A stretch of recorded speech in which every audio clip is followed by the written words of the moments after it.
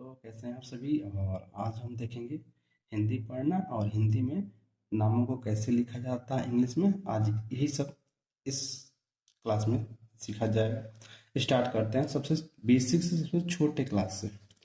सबसे पहले होता है अ, उसके बाद आ, ई।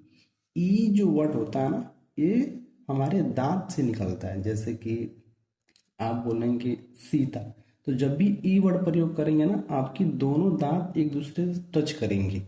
अब बोल के देखिए कोई भी वर्ड, है ना। फिर उसके बाद जो आती है बड़ी ई, है ना। ई, ये जब भी बोलेंगे तो गले से हमारे आती है, अंदर से आवाज। जैसे कि बोलिए मीठा, मीठा भारी आवाज आती है, अंदर से आती है। फिर उसके बाद होता है ऊ। ऊ जब भी हम बोलेंगे तो हमारी जो ये लिप होती हैं, यानी ओठ जो होती हैं, वो दोनों आगे की तरफ निकल जाएंगे। जैसे जैसे में कु, नू, लू, जैसे आप बोलेंगे ना, ये आगे की तरफ, आई मीन हमारे दोनों ओठ जो है निकल जाएंगे। उसके बाद होता है कू, ऊ, है ना। ऊ यानी जैसे सोनू, ये जब भी बोलेंगे तो गले से आती है। ये हमारी किससे आती है? ये हमारी दोनों ओठ आगे की तरफ से आती है। और ये जो मात्रा होती है हमारे गले से आती है। ये बड़ा ओ की मात्रा है ना। फिर आती है ए। जब भी ए बोलेंगे तो हमारी जो जीभ जो होगी, जीभ, ये हमारे तालू को टच करती है। ए, ऐनक, एड़ी, आप बोल के देखिए, है ना। फिर उसके बाद जो आती है ऐ, है ना।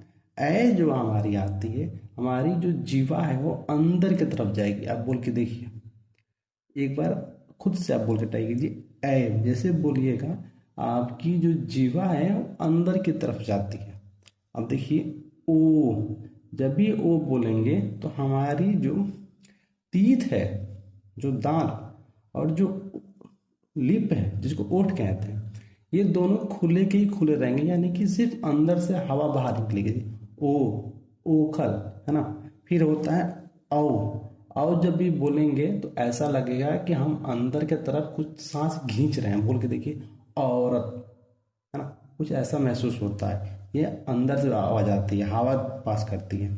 उसके बाद होता है अंग। ये छोटा सा वर्ड है, इससे कोई उतना, बहुत छोटी बात है। अंग, ये नाक से आती है हमारी। तो उम्मीद है आपको ये बातें हमारी समझ में आई होगी। अब देखते हैं ना, इसी के आधार पे ये 12 खड़ी बना हुआ है। 12 खड़ी क्या होती है? देखिए, ये 12 खड़ी जो हैं, ये इसी मात्राएं के आधार पर ही बनी हुई हैं। यहाँ पर देखिए क, का क्यों लिखे? क्योंकि इसमें आ का मात्रा जुड़ा हुआ है, इसी का आ का मात्रा। यहाँ का आया। की, की, कु, कू, के, कै, को, कौ, कंक, है ना।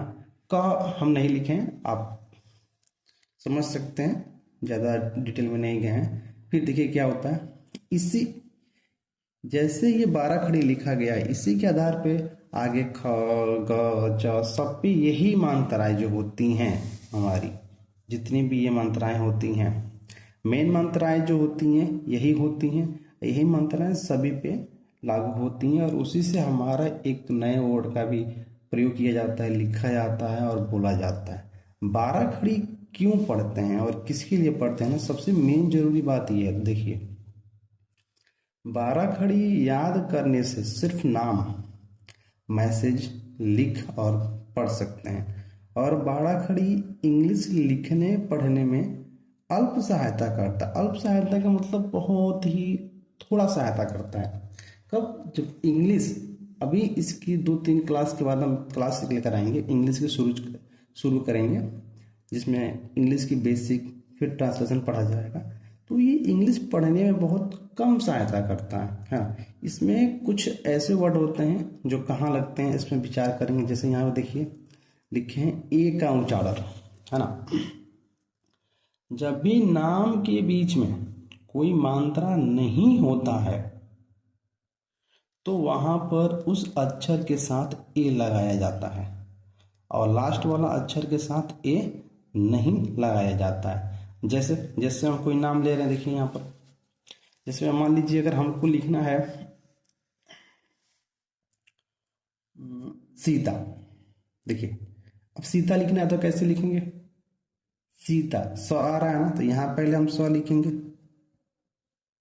सीता। देखिए दांत से आ रहा है, छोटी की मात्रा कहाँ से आ रही, सी, यानी कि दांत से जाहिर सी बात है छोटी की मात्रा लगाएंगे, और छोटी की मात्रा आप देख रहे हैं यहाँ पर, ये वाला, ये छोटी की मात्रा है, तो यहाँ हम लिखेंगे, ये हो गया सीता।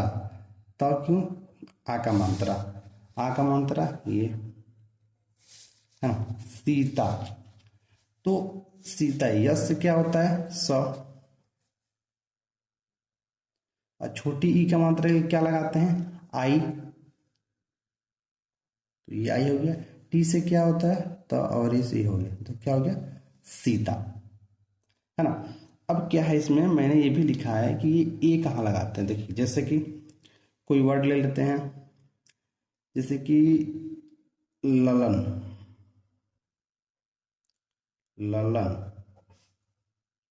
अब देखिए ललन में कोई मात्रा नहीं है, लेकिन फिर भी यहाँ पर ए का प्रयोग होगा, क्यों, क्योंकि इस ल के बगल में ल में अ आता है, इसलिए यहाँ पर ए का प्रयोग किया जाता है। लेकिन लास्ट में ल न है, लेकिन न के बाद कोई मात्रा नहीं, इसका मतलब ये नहीं कि वहां भी ए लगाएंगे। मैंने यहाँ साफ तौर पे लिखा है कि लास्ट वाला अक्षर के साथ ए नहीं लगाया जाता है। ल, तो ल का क्या होगा ए एल, फिर A L A N, Lalan, है ना। तो उम्मीद होगी आप हमारी बातों को ये समझ रहे होंगे, और इसी तरह से आप हिंदी भी पढ़ना सीखेंगे और इंग्लिश लिखना भी सीखेंगे। आप पुनः एक बार अभ्यास कीजिए। मिलते हैं आपसे नेक्स्ट वीडियो में, तब तक के लिए धन्यवाद।